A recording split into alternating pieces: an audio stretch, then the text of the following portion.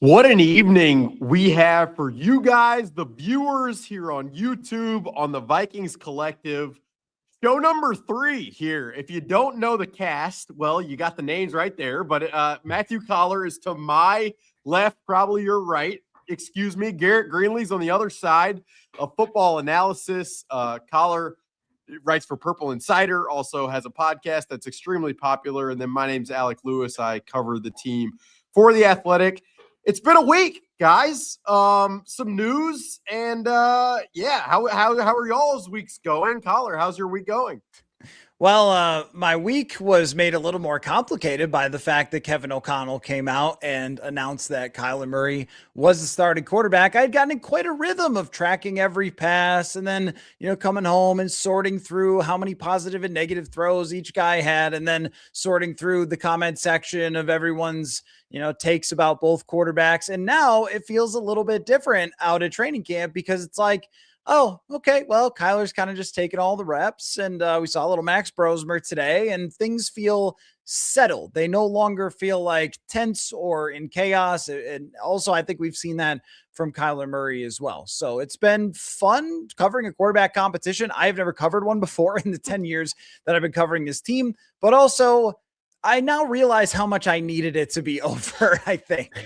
Well, that's what I was going to say, Coller. I'm like, having covered a quarterback competition now, I mean, I can do probably another 10 years without going there. We'll see if that's possible in Vikings land. But it definitely, I've had to weigh myself internally. Like, does it feel calmer and smoother and quieter just because it's quieter for me, who doesn't matter? Or is that actually the vibe of camp? And we can get a little bit into that in a second. But Garret, I would just say from your perch, seeing it happen, and Kevin O'Connell, obviously the news broke on Tuesday morning that Kyler Murray would be starting. Kevin O'Connell spoke at the podium after that at the TCO Performance Center. What did you think just seeing that news coming off the night practice on Sunday night? Yeah, I thought this was going to happen all along. I have been supportive of JJ and the idea of JJ, but I did say from the start that I thought Kyler was going to be the guy for 2026, at least initially. And I will say timing, I'm glad that we're not entering week 1 of the preseason just with the potential idea of still having a quarterback competition and everything that would ensue from that, because the fan base can be a bit reactionary at times and yeah, definitely play a part within that. But I'm just glad that the noise, the dust is settled, that we know officially, even though I think a lot of us felt that it was going to always be that way. But I'm glad the dust is officially settled before we head into the first preseason game against the Giants. Yeah, and I debated in my own mind, like, had it gone through the first preseason game and the second preseason game, what would it have been like? How much evaluation? Yeah, I think sometimes you guys know this, but people forget, like, the preseason games, typically defenses aren't showing a ton. There's not much complexity. And so while the reps do matter because it's at game speed, how much real evaluation can you really take from it? And then joint practices, which are next week, August 19th, literally a week from today, with the Baltimore Ravens here at the TCO Performance Center. It was always kind of my understanding, and Coller, you were definitely in the same boat of like, the Vikings love joint practices. They love that as an evaluation tool. And that's really when all of the starters are most engaged. So you'd like to have your QB1 taking the majority of the reps in those joint practices. So I walked down the path of what it would look like had it continued. But I do think the fact that it's over, Coller, does give us time now to really dig into some interesting elements, primarily like what is the ceiling that's on the ticker to the side of us on this show, but like what is the ceiling with Kyler Murray in this offense and in Kevin O'Connell's system? And where Coller, does your mind begin when that conversation or topic surfaces? Yeah, I mean, first, I think that the timing ends up working out really well because they're doing like a simulated get ready for a week, like a Wednesday, Thursday, Friday type of practices. And they needed their starting quarterback to be able to simulate what it's like to actually get ready for a game. But in terms of the ceiling, I have always viewed this as when we look at the best performances of Kyler Murray's career, they always land in a kind of the same exact way and in the same exact place in terms of like rankings. So it's always somewhere between like 10th and 15th, where 2021 he peaked as a PFF top 10 quarterback. Other times he's been somewhere in that range. 2024, he was 12th. And this is going to be the best group of wide receivers that he's ever had in terms of how complete it is. He's had DeAndre Hopkins, he's had Trey McBride, but not a complete group like this that goes 3 deep or maybe even 4 deep if Ty Felton continues to look good. And TJ Hawkinson has started to pick up with his connection with Kyler Murray and the run game, as you've been asking people about, around camp and so forth, that, I've been very impressed these last couple of practices with where the run game is going. So I think the offensive upside is, can you crack into the top 10, which is something that, Kevin O'Connell has not really been able to do, whether it was because shortcomings in the run game or playing multiple quarterbacks and so forth.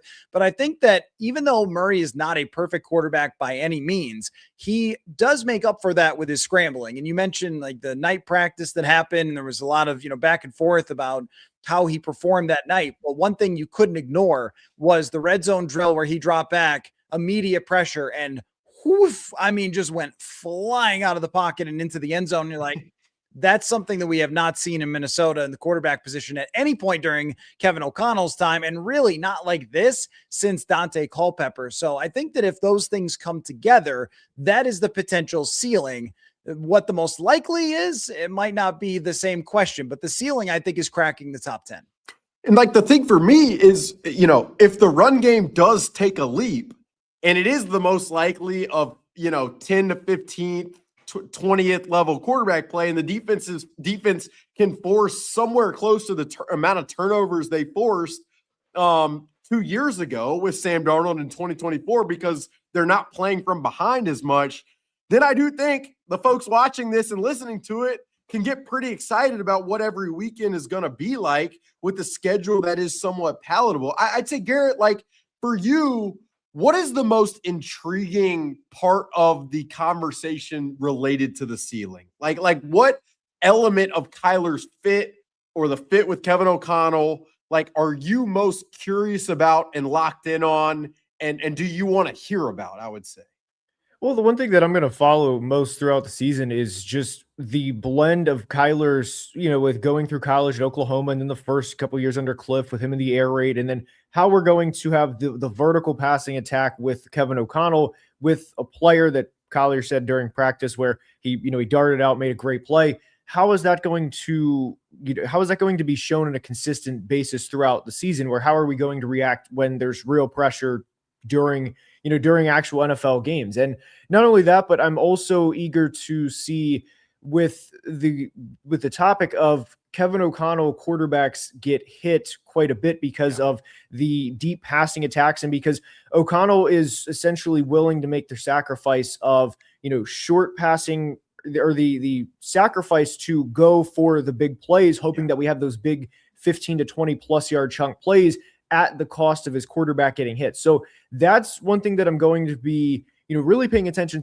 throughout the season. And if there's times where does Kyler get happy feet because of, potentially the idea of getting hit, but I mean, obviously want the best for Kyler, for the team. And I can't wait to see the connection between Kyler and Justin Jefferson this year, which we saw today at practice.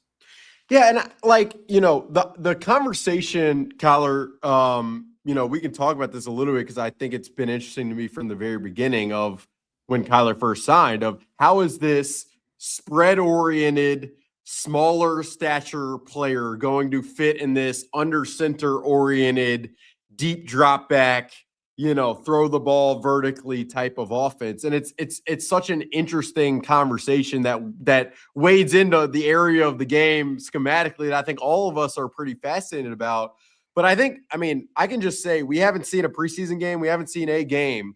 What I've seen on the practice field in terms of the creativity, the shotgun usage, some of the motion, and I'll just keep it very general with this, like some of the pass concepts to distribute the ball quick out of Kyler Murray's hands already have me intrigued, because I believe it declares and shows a little bit of a willingness of the scheme to evolve. And that shouldn't surprise probably any of us, because you guys both know, like, no system stays the same year over year, week over week. That just doesn't happen in the NFL. It's more a matter of how many new wrinkles can you implement. And it feels to me, Coller, and maybe you can verify this, or if you think I'm wrong, let me have it. Like, it feels to me like they have already invested in trying to implement a bunch of different wrinkles that do fit with what Coller has had success with in the past. Yeah, I mean, I think in one way, like, it's reasonable to look at some of the stuff from the Vikings offense with Kevin O'Connell and wonder, has he been stubborn at times? Like, there's a game where Josh Dobbs throws 35 passes against the Chicago Bears, despite the fact that he is just not on point. And, the same thing we could say for Carson Wentz last year, and in some of the red zone where you're not giving it off to Jordan Mason. Instead, you're just having Carson Wentz throw and things like that. So I think there's that discussion of, were you too stubborn with certain elements of your offense? Even last year, of, was JJ, given more of the whole offense when he needed about a third of the offense? But I think that as it applies to Kyler Murray, it's a totally different discussion, because one, I think we've seen he can make every throw in this offense, and that he can run a high quality, like, total pro offense. Like, I think we've seen that enough from him in training camp. And I also think we need to give Kevin O'Connell the benefit of the doubt that this man knows a lot of football. I mean, it's not just, you know what, I only run this one offense and I can't put anything else in, and if I do, I'll just quit. I don't think that that's actually the case. And you're right. Like, we have seen a lot of different looks and some things that we've never seen before for them doing in the run game and in the pass game. And I think that they really understand Kyler has short area accuracy that is very high. But what I've been impressed for Kyler, and it really made me think about this a lot, the downfield passing has had a lot of success. Mm-hmm. And I really think that deep passing in the NFL is a function of wide receivers. I mean, because if you have Puka Nacua and Devontae Adams who are chasing down your deep balls, you're going to have a lot of success. That's not to take away from Stafford and his MVP season, but a lot of times when you're talking about the best deep ball passers, you need guys who can adjust. You need guys who can go up and make plays. And the play that sticks out to me the most in camp was where Kyler on one play just threw it up to Justin Jefferson. Not a great throw, kind of wobbly through the air, maybe ill-advised even. And yet what happened? Number 18 flies through the air like Superman, grabs it, and everybody's happy. And I think that wasn't happening very much over the last couple of years in Arizona. So I do think that we've seen the signs of an actual fit, not just a comfort, but an actual fit for Kyler Murray with Kevin O'Connell. I want to take a quick journey with football analysis, Garret Greenlee. What do you think of that? Like, the idea that vertical passing is, I mean, like, how much do you attribute some of that to, or all of it, I would say, to the skill set of receivers? I hadn't thought about it a lot that way, Coller. It would be interesting to, like, look at the numbers on that. But Garret, I mean, I know you watch it. So how do you take that comment? Yeah, so it's going to differentiate obviously between each receiver, but there's times where I go back to listen to interviews with Kirk Cousins where Kirk has said there's times where he would get to the top of the play action and get to as he's winding up the throw. And Kirk has said that, when you're throwing 45, 50 plus yards downfield, you're throwing to an area and hoping that your guy is coming down with it. And Kirk obviously played in Washington before he came to Minnesota, and he's talked about there's times where Deshaun Jackson, obviously one of the best deep ball threats of the 21st century, just where he would throw the ball 50 plus yards downfield. And he said, I could just throw this as far as I could. I know with his speed, I'm not going to overthrow him because of how good of a deep ball tracker he is. So I think that there's a lot that goes into it. I don't think it's just, hey, let's have this quarterback, throw this ball into a bucket 50 plus yards downfield. There's a hell of a lot that goes into the receiving end as well. And that is definitely something I would say really outside of that 150-yard gain that we had against the Falcons last year, right before half to Jefferson. We didn't see it all last year. Yes. Yeah. We didn't see it all last year. And obviously when you think of 2024, you think of 14 wins, but you also think of the 97-yard touchdown to Justin Jefferson. So there's a lot more that goes into it than I think receivers get credit for. Yeah. And I would say, I mean, Collar, even today's practice, and we were talking about it a little bit, like I know you were probably more locked in than I was, but there was a throw down the left sideline to Jordan Addison where I thought that should have been caught, but it was right in the bucket with Jordan Addison. There was an over the middle throw, which I said the other day on social media, like I hadn't seen a ton of deep over the middle type of concepts, but I mean, for me, it's obviously been positive about what's possible, and I think rightfully so, especially with how Kyler's looked the last 2 days since this was announced. But I will probably most be looking forward to watching or curious about, okay, there's interior pressure or there's stunts looping that flashes color in Kyler Murray's face. How does that affect his progression reads, like to the intermediate and deep levels of the field? Like, I think that for me is going to be an evaluation point the entire season. And I'm looking forward to really just like assessing it, because Collar, and you can probably dovetail off of this. Like, if you do just, weed out some of the numbers and look at Kyler Murray, throw him between the hashes. I mean, the completion percentage, I mean, the numbers can look pretty good, but the pressure part of it and how that will affect his decision-making ability to stay in rhythm is something that like I will be looking forward to watching as I think about what the ceiling could be. Yeah, in the 2024, I just called this up, the intermediate area, the middle of the field, he completed 73% of his passes, but he only had 41 passes there. So It was kind of like when he saw it and when he believed in it, it was there. The other thing about the deep numbers is that he was basically the best deep passer in the NFL in 2021 and has not been good since. What has changed? Oh yeah, like they don't have wide receivers, and Marvin Harrison Jr.'s contested catch percentage is around 42%, which is abominable for somebody who's supposed to catch 65% of those. Jefferson's like a 60%er for his career. So it's going to be a lot different when it comes to that. But I also think that we too, like, can go one way or the other with Kyler, like you do when you watch him in the real season, where you watch him in the beginning of 2024, his game against the Los Angeles Rams. You won't see a better game. I mean, it's unbelievable. He has a perfect passer rating. It's just wild. And it's against the Rams. It's not against nobody. And then as the season goes on, then you saw some of the realities of Kyler where there are inconsistencies, and where you can track the inconsistencies is to two things. One, under pressure, his numbers, some years are great and some years are horrible. Where you want to be, of course, is great all the time, but how like he scrambles around and tries to make plays, that is much less predictable. And the other thing is too, that favorable situations for quarterbacks matter a lot. He has not been good on 3rd and long. And it reminds me of how Seattle used Sam Darnold, where they would run a lot on 2nd and 10, which is a big old no-no by the analytics. But then you look at Sam Darnold on 3rd and short and you're like, I get it. I get why they're doing this, because he is very effective on 3rd and short, which Kyler Murray has been as well. So a lot of the numbers all have context to it. But I think the main theme for Kyler is consistency and smoothing out the rough edges. Like, if you could smooth out the rough edges with the receivers and with the scheme and with the blocking and with the running and with the defense, these are things that he just hasn't had in any sort of consistency level. And maybe just playing from ahead. I mean, a lot of times, exactly. Arizona's 31st in points allowed over the last 3 years. How often are you comfortable? Like, how often can you play it safe? Oh, well, let me just play it safe here, whatever. A lot of times quarterbacks end up feeling like they have to play hero when their defenses are bad like that. Yeah, I do think like the game score and how that affects both the field players on the field, but just like the flow of what you can be willing to call and how that's such an underrated aspect, at least for me, in terms of how I watch these games. Before we segue to JJ McCarthy, the last question on Kyler that I wanted to hear from you guys, I mean, it was one of the reasons I was so excited to hop on here tonight, was to hear how much you guys, and I'll start with you, Garrett, how much do you think Kyler Murray should play in the preseason? I'm a believer that they should play at least a series or two at this. I mean, there's going to be different players or different, I would say, for different players. Like Justin Jefferson, I'm good. I don't need to see that. We're good there.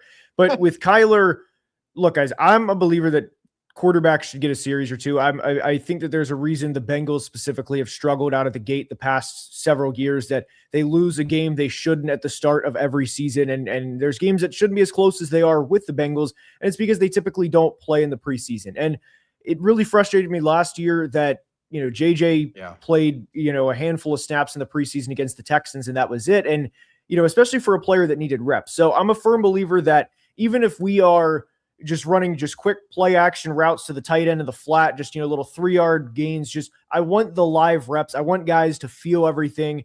We don't need to, it doesn't need to be 3rd and 7, week 18 against a division rival with the division on the line. Just get live reps, get as reasonable, a series or two. So I'm a believer that starters should play in the preseason, again, barring like the Jeffersons and those caliber of players, because I don't need to see anything from Justin Jefferson. I'm with you, Garrett. And the other thing that you didn't mention, it's just like, how does the coach call the plays in the helmet? Like just the operation stuff and listening. And what is Kevin O'Connell? What tidbits is he giving before, the microphone cuts off with 15 seconds? Just these like minor little process intricacies that probably had to be ironed out. Are you in agreement, Coller? Like, what do you think?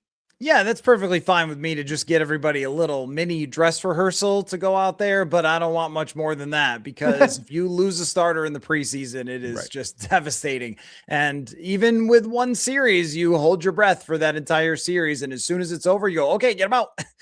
But yeah, I mean, I think he should, in any sort of environment, and maybe it'll be a little loud there, I don't know, hear what Kevin O'Connell sounds like. I'm not sure if they're going to be just going crazy for the New York Giants in the preseason there, but maybe at least get you a little crowd noise, at least get your Minnesota Vikings helmet on. And the one thing that I do want to see, and this is like, this will be what good. What am I saying here? But like, I want to see Brandel snap him the ball in a real game, because there have been some times throughout the training camp here where we have seen Blake Brandel not been on point. And so I don't mean to make a short joke, but you can't snap it high with this guy. It's not Carson Wentz. He's not 6'5" who's going to go up and get it. So I do want to see that connection a little bit in some real action. No, I think that's fair. And the crowd might be electric. Like Cam Scadaboo could come run out and do a backflip. I don't know if John Harbaugh would like it, but I mean, boy, the crowd will be electric. And I'm going for some reason. Ooh. So I'm looking forward to being there and providing some definitely hardcore analysis from what we see. All right, let's talk JJ McCarthy, because for me, and maybe you could correct me if I'm wrong, like when this was announced, my mind goes, okay, what's the ceiling now for the 2026 team with this now official? And then the second interesting conversation for me is, okay, what about JJ McCarthy?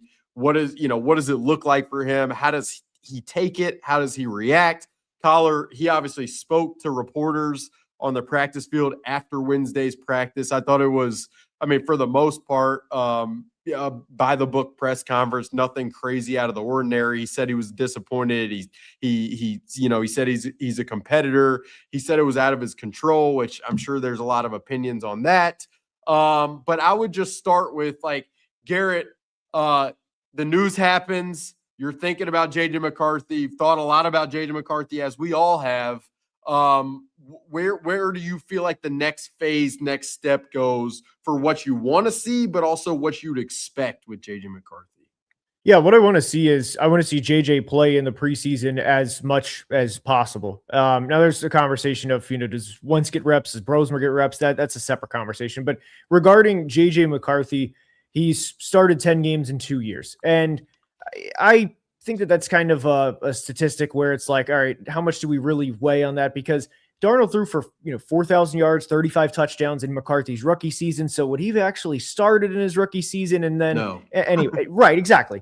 But anyway, so with JJ now, I want to see as many reps as possible. I want to get him as much as we possibly can with live action. And that's the biggest thing with McCarthy, where he's 23 years old. This was not a 24-year-old or, like Brandon Weeden, a 28-year-old prospect, where we know what his ceiling is going to be. And the flashes from McCarthy, speaking strictly from a physical tool standpoint, are there. And get him as many live reps as you can. Obviously, everybody knows he didn't have that many reps at Michigan. He missed the entire rookie season. He missed 7 games last year. Play him as much as possible. And I thought that it was a good press conference today from JJ. All things considered, there was just a lot of noise in the media over the past 2 days regarding JJ McCarthy, but I want to see him play in the preseason as much as possible. Get him as many live reps as he possibly can. Yeah, Collar. That's the second time I've done that on the Vikings Collective, where I'm calling Collar Kyler, and it's definitely a Freudian slip with how this is all played out, but it's just going to happen. When I ask you the question, what's next for JJ McCarthy? Like, just what is your answer to that? It's up to him, would be the answer.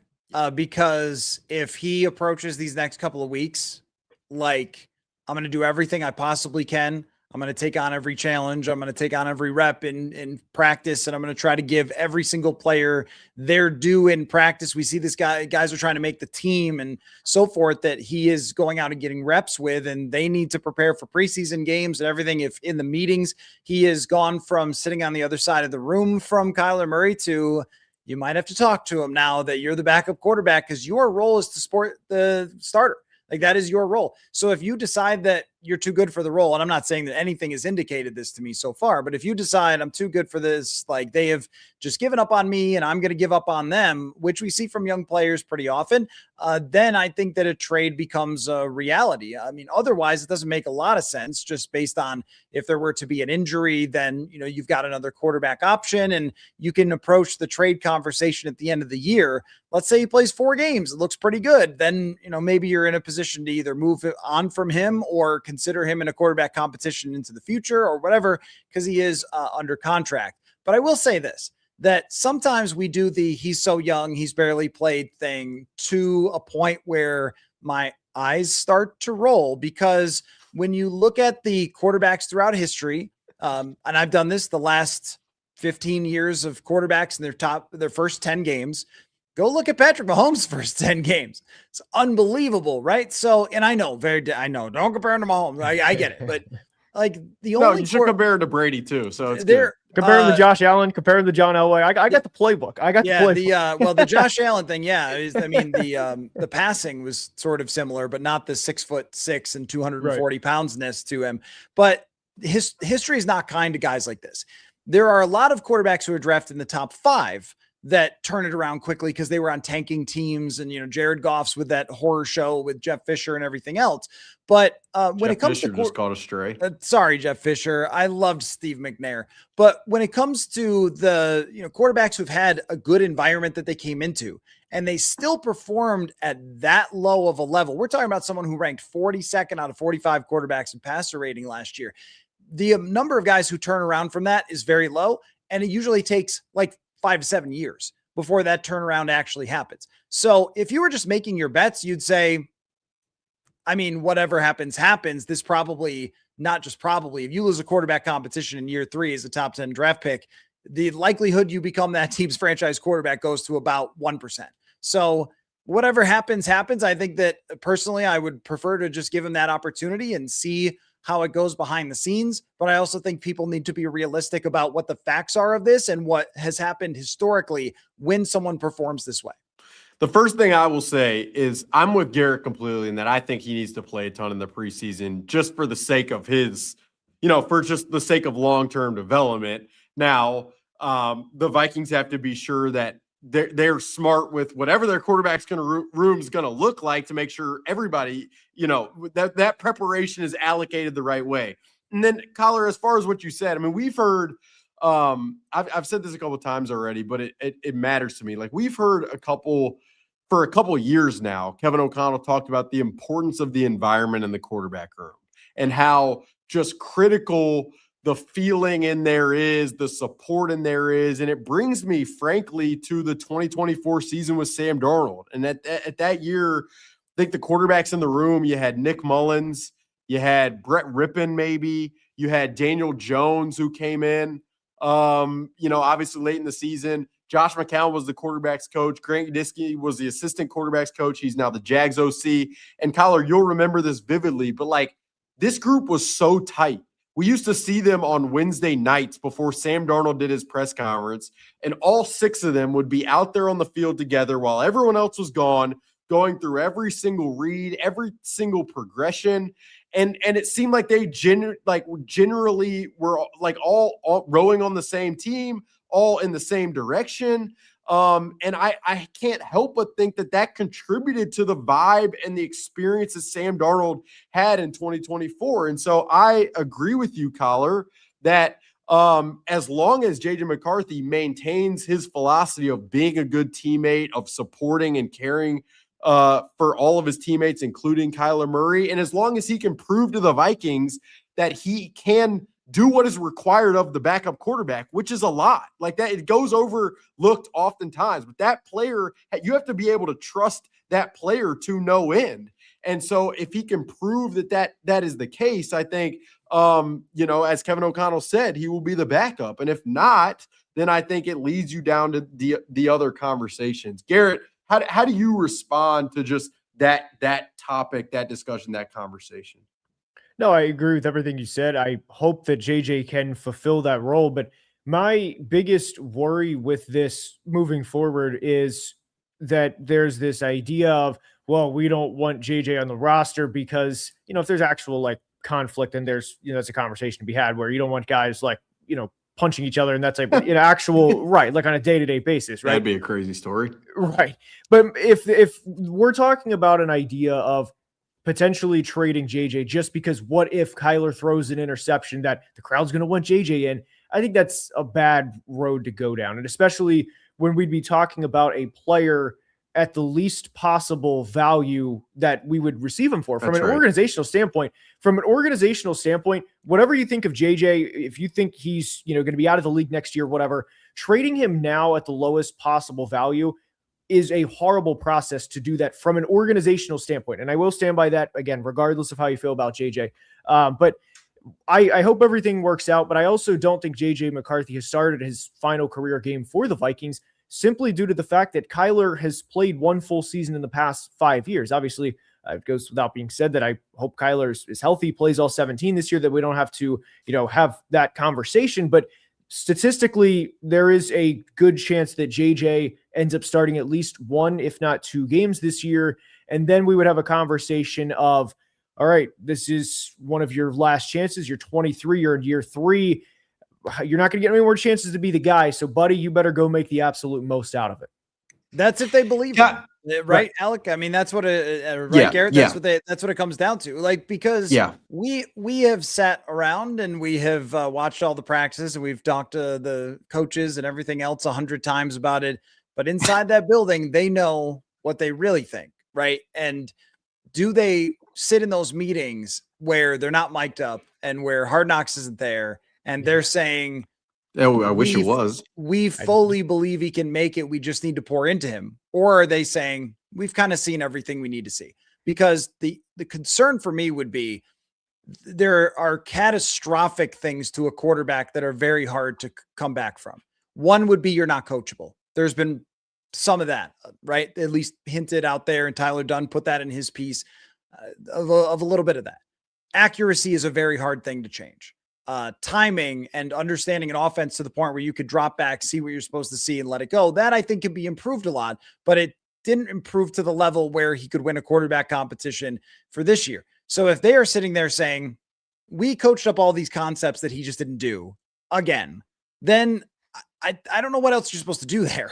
Like, you need to be able to trust your backup too. And so week 1 will tell us a lot if he's still on the roster, which would be if Carson Wentz is QB2, then okay, I think we know where this stands. But if they were to trade him, I wouldn't say, how dare you? I would say, okay, that tells me everything I need to know because they have spent hundreds of hours with this person that we haven't. Yeah, I mean, that's why earlier I was like, the next few weeks, so much of it is going to be JJ McCarthy proving to the coaching staff that he can be reliable in that role, and we'll find out together. I think the whole thing has also made me think. I had a conversation on Wednesday morning with longtime NFL quarterback, and we were just talking about like development paths and journeys and the system for development and the pressure on these young guys and how hard it is to get other opportunities. And it just it really is like a fascinating conversation, I think, in this era of the NFL with the way it's covered, with the pressure on it every single day. And when you have examples like And this is not to say that JJ McCarthy is going to be one of those guys or isn't, but when you've got examples of guys who really struggle over the early part of their career and then make it work in the second part, like there's almost part of me where if I'm in one of these buildings, like would I just want to be living in the quarterback market of the guys who have spent 4 or 5 years developing as pros? It's just I know, this is the Vikings Collective, not the let's talk about, the Meadow Football Collective, but it's interesting to me. We there's a lot more to talk about, and the quarterback competition is complete. So there's 88 other players who are going to be playing in a preseason game this weekend. And I got to tell you guys, I'm fascinated by a lot of them. So I could I've got a list of probably 12 that I could rattle off, but you guys have players as well. So we're going to get to that after a little quick word from a close friend of mine. And that would be PrizePicks. New users can play for $5 and get $150 if you win when you use code HMA. We are looking at the Justin Jefferson. I need to scroll in here. I mean, it's real tight on my screen. Justin Jefferson against Green Bay. And it is, we're looking at a lineup of a half rush plus receiving touch. That's it. They don't even have the expectation is not for Justin Jefferson to score a touchdown in the week 1 game against the Packers. What am I missing, Coller? I mean, probably that nobody in these markets has any idea what to do with the Vikings offense until they see it, right? And I will say that Jefferson gets so heavily guarded in the red zone that I remember hearing Randy Moss say something about like Jefferson. The only other step that he has to go to get to my level is get in the paint more often, get into the end zone. And it's like, I don't think it works the same way where Randy just ran past everyone and they threw it as high as they could to Justin Jefferson. We see the coverages are crazy down by the red zone for him. That may be a factor. The last time the Vikings did go against the Green Bay Packers in a week 1, though, Alec, Jefferson went for 184 and a touchdown, I think, against Green Bay. So, I mean, I don't know how many touchdowns he's going to score. That's a difficult one, but Garrett, let me just ask you a question. Do you think Kevin O'Connell, coming off the season that was 2025, would like to get Justin Jefferson a touchdown in the first game with their new quarterback? Just what would you think about that? 1,000%. And the touchdown that he had against the Packers in 2022 opener, it was like a motion behind Kirk, and then he runs out to the flat. Nobody ran with him. Easy touchdown, grittied. We won that game. It was really fun when Aaron Rodgers' final game as a Packer at US Bank Stadium. We won, by the way, no big deal. But yes, I would agree with that sentiment. Yeah, I think Zadarius Smith had 9 sacks that day for the Vikings. That was another world, really. But yeah, I just can't even lie to you. I think it's just a no-brainer when I'm looking at the PrizePick lineups, and there's a chance I could, you can take Justin Jefferson and score a touchdown. That's pretty clear to me. But that is on PrizePicks. New users again can play for $5, get $150 if you win when you use code HMA. All right. Preseason players to watch, non-quarterbacks.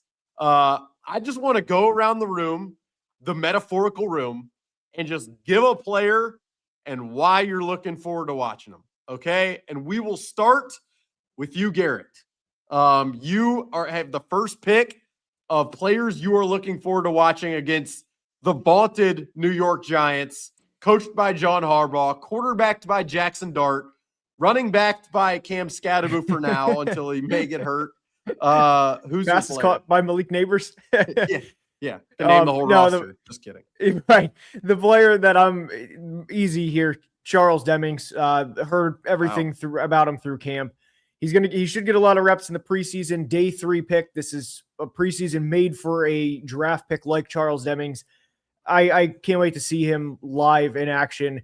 This has been a corner for the first time in years that we've heard a player, hyped up this much to the level that he has been. I'm really looking forward to seeing him in real game action on Saturday. Yeah, Charles Demings, he is just beyond electric when you talk to the guy. And then consistently, I mean, Coller, I'll just say, like, recent days, I've seen him lining up at kind of like slot defender. Sometimes he's been on the outside. He's physical and press. How much he's going to be willing to tackle on the field. what have you thought of all the hype, Collar? We might have talked about this last weekend, but for Chuck D, as Brian Flores calls him, which is a nod, I think, to Public Enemy. What have you thought of Chuck Demings? Yeah, I don't know if Chuck Demings has listened to a lot of Public Enemy, but I think that he's one of the most unique players that I can remember coming out in the draft to the Vikings that we've seen in training camp, because we do have it in our minds where the person was drafted. It's relevant to our first impressions of them and our expectations of them. But from pretty much day one of training camp, I have not seen a 5th round draft pick. I have seen something much better than that. The athleticism is where it's so rare. When you hear, oh, well, he came from FCS, you go, oh, great. Like a try hard kind of guy who had 19 picks, but probably can't play at this level. He is as good of any athlete that came out at the cornerback position in the NFL draft. It just so happens that the guy chose to stick with Stephen F. Austin because he had loyalty to them. And as you and I have gotten to know him, he's a different kind of dude. I think he thinks different. I think he acts different. And his energy and drive, you could tell that this guy wants to be successful. You get that right away from some young players. So when you combine athleticism, drive, coachability, which Brian Flores has praised a lot, I think that that is all adding up to Charles Demings being someone that we are going to watch as a potential future starter. I'm going to also throw out maybe a really deep cut here for the preseason of Caleb Banks. I would like to see the 1st round draft pick. I'm curious how much he plays, because, Brian Flores was kind of suggesting, I'm paraphrasing here, but how much Caleb Banks plays might be up to him with how he plays in these preseason games, because we've seen limited reps. He's starting to get a little more as we've gone along, but it's still not a lot thus far in practice. And I thought that Flores strongly insinuated that we're going to have to be patient with Caleb Banks, but do you get a couple of those reps from him where you go, maybe not that patient, or does it look like, yeah, he's a rookie and it's going to be a while? Yeah, I think the Caleb Banks one, Collar, I mean, I'm with you where I don't feel like I've seen much of a sample size of him at all. Like, you see him out on the field. He's an absolute specimen. There's no question about it. But you guys know probably better than I do, like, the level of technique required to beat some of these offensive linemen with how sharp they are and how many tools they have in their bag does require a certain amount of, it requires get off at a certain time. It requires like hand leverage and some of that stuff. So again, hand leverage is where I'm just trying my hardest. But and you could see that in practice, right? You could see his hand leverage. Well, I actually stood. You know where I'm talking about. Today at the TCO Performance Center before practice began, this position split up into all sorts of areas, and I stood on the pavement and I just watched the defensive tackles, and I was watching some hand leverage, some holding, some move. I was watching a lot of stuff going on. Garrett, Caleb Banks, your thoughts? Yeah, I can't wait to see him out there.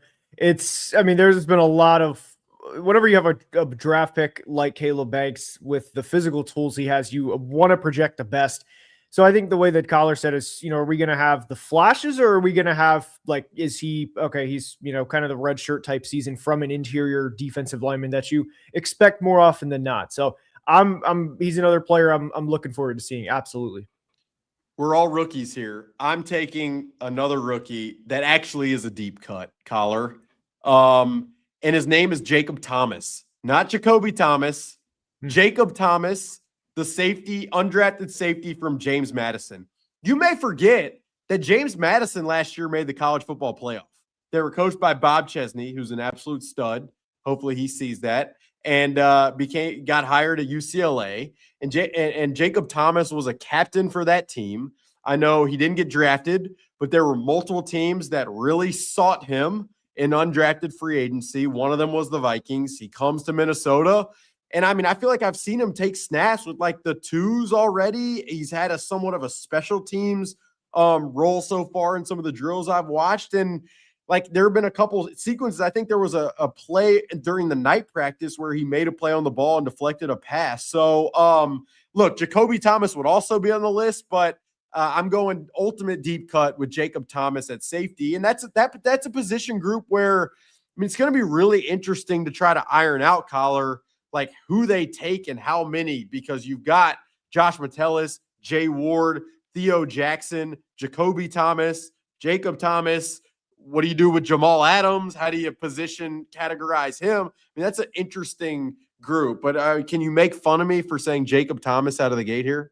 No, Jacob Thomas has been one of my guys of camp that I feel like if we were doing stock up, I think his stock has been way up. And when you see him working with the special teams and everything else, you kind of see already like the wheels turning of a development path of like, could he be one of those guys who starts out as an undrafted free agent special teamer and then works his way up, which we've seen a number of times. Let me move it over to a different position though, the wide receiver room. I think that Jefferson will make the team. I think that Addison is going to make the squad just from, my eye from practice, not any other information. Good eye for Tom. I know. I don't know why they haven't brought me on for scouting, but no, I think you actually probably don't.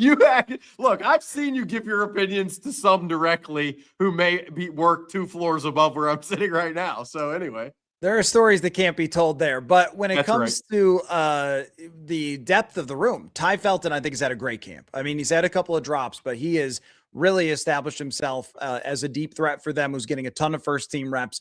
Dylan Bell made a lot of plays in minicamp, but we know the threes are not going to get work until the actual preseason.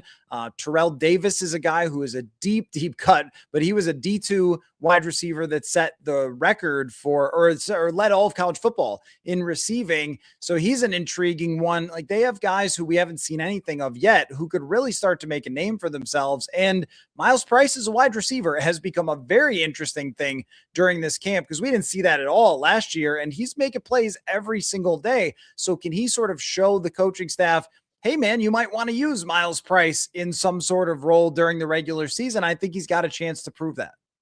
Garrett, do you have another non-rookie? I mean, Collar, Ty Felton. I think Ty Felton's a good example to me, Collar, of like, everyone freaks out at times, and understandably with some of the draft struggles in recent years, but everyone, fans tend to go crazy. And it's like, you take a guy in the 3rd round, he's not contributing offensively immediately.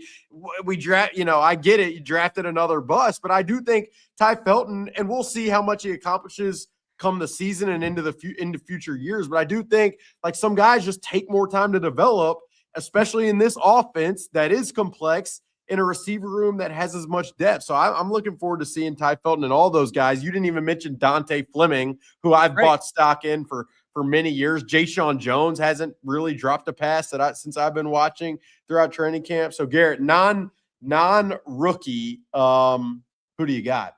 Oh, this is an easy one. You guys ever hear, might be a deep cut, like this JJ McCarthy? No, I'm kidding. Yeah. No, I do want to ask if you guys have noticed this. I've heard Gavin Bartholomew. I've read some things about him, if he's having a good camp, because our tight end room is not the best. And Gavin Bartholomew was a day 3 pick last year. I'm also eager to see Ryan Vandemark, a backup left tackle. We signed him from Buffalo this offseason, and Christian Darrisaw has had health concerns throughout his career.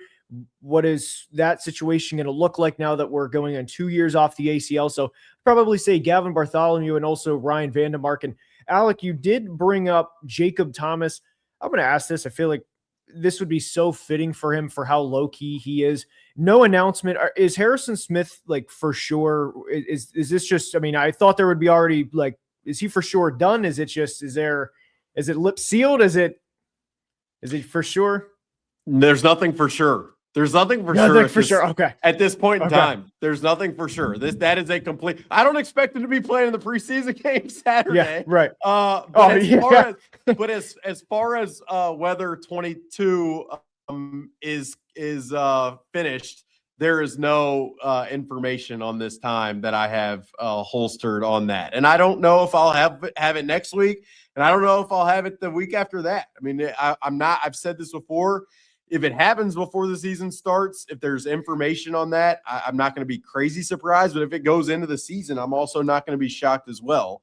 And as far as Gavin Bartholomew in the tight end room, like I'm glad this is one of the things that because we had to focus we did focus so much on the quarterbacks. Like I do think tight end depth right now is a really interesting question because TJ Hawkinson, what is he going to look like in this offense and this, leading into 2026? Josh Oliver has played a huge role in the run blocking phase.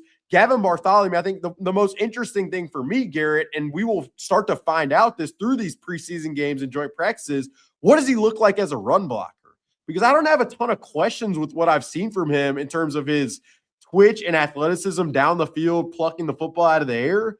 But Collar, you know as well as I do, like they really are trying to incorporate these guys firing off the ball in the run game. And so can Gavin Bartholomew hold up, in that area? I think that's going to be an interesting question.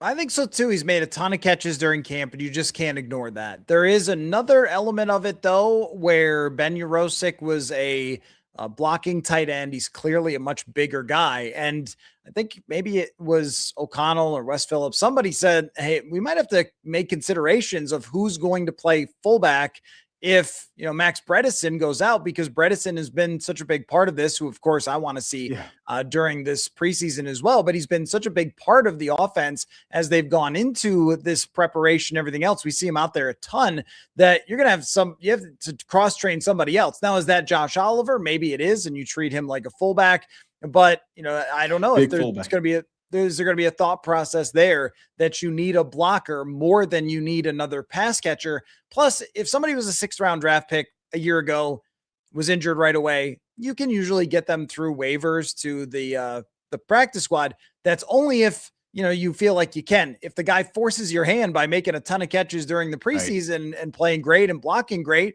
then, maybe he'll have that consideration too. And just because he's a good pass catcher, he's not small. He's like 6'4", 250 pounds. So we're not talking about one of those like slender 230-pound type of tight ends here with Gavin Bartholomew. So I'll be kind of interested if they have somebody else mixing in at fullback, even if, once the 1s and 2s are not in the game. The only other name I'd mention too, and it kind of, it pairs well with what we talked about with Caleb Banks. But if Caleb Banks is perhaps like needs some time to play significant snaps on the defensive line at that 5 technique type role, can Terrion Ingram-Dawkins, who was a draft pick on the defensive line last year, can he really ascend and acclimate in his second season in the NFL? And Collar, you've noticed, just like I have, that he looks much, slimmed down, more explosive than he did last year. But they picked him for a reason. I had people in the league say that, like, had he stayed at Georgia and had the type of year that you expect from guys developing at Georgia on the defensive line, perhaps he becomes like a 2nd round pick type of player. So he's one for me that's really, really interesting. So, I mean, we could have rattled off, I feel like, guys. I'm telling you, I had a list of a ton of names. I'm going to be sitting up in the MetLife Stadium press box for this preseason game, absolutely ecstatic. And then quarter 3 comes around, I'm going to be walking around trying to find a pretzel or something like that, which tends to be quite difficult in that press box. But anyway, no one really cares. All right, we'll end the show, the Vikings Collective episode number 3, with the, it's what we do every show. It's going to become talked about probably on the streets, definitely on the social media streets. And that is where we read a tweet and react to it, each of us. I've done a lot of deep, extensive research to find the requisite tweet for this, but I'm not going to go first because I wouldn't want to reveal that from the outset. So Collar, because this is, something that is near and dear to your heart, I want you to begin with your tweet and why. Okay, this is a tweet from Ari Myrov, who is at MySportsUpdate on Twitter, and he keeps close tabs on the NFL news. He tweeted this: former Cardinals general manager Steve Keim has retained legal counsel after DeAndre Hopkins accused him of being involved in contaminating or manipulating a drug test that led to Hopkins' 6-game suspension in 2022. And my tweet in response to this was, Kyler was with a very normal and stable franchise in the past, wasn't he? I mean, accusing the former GM of manipulating a drug test that led to a suspension is absolutely bananas. And it's not even like the craziest thing that Steve Keim has been involved with. There's at least 2 other stories that are crazier than this. And I just think, if you're the person who's making the case that Kyler Murray is going to work out with the Minnesota Vikings, I would kind of point to the Arizona Cardinals as a whole franchise, not just the coaches they've had, not just the receivers they've had, but these are the types of things that their general manager is being accused of. And their owner got an F by the players. And I don't know, like, I think that maybe that some of that stuff matters. So, that was my tweet. It's so interesting. I hadn't seen the Steve Keim stuff, but I got a text from somebody in the league, probably, I don't know, it must have been Monday night. And it was like, have you seen all the stuff about Steve Keim? I'm like, look, that's not even this story, dude. There's another one. Right. So I go down this rabbit hole, and the rabbit hole takes me to Michael Bidwell, the Cardinals owner, and his history. And I mean, I was just so I don't even know what the word was. It's a wild one. So I can understand that as a connective tissue to Kyler Murray, Collar, and I respect it. Garrett, your tweet. Hopefully you didn't take mine because of the extensive research I did for mine. No, it's always like, do I go with a food one? Do I go with the serious one? Do I go with the Vikings?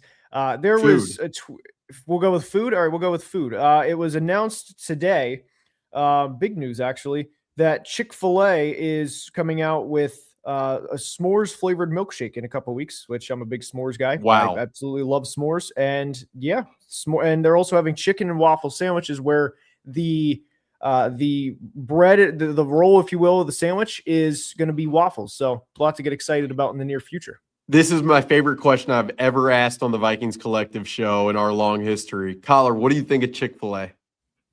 There are not that many Chick-fil-A's around, like at the mall. I mean, in the world, there are a fair amount. I mean, yeah, certainly. but I mean, like around where I live. So I do not attend Chick-fil-A very often.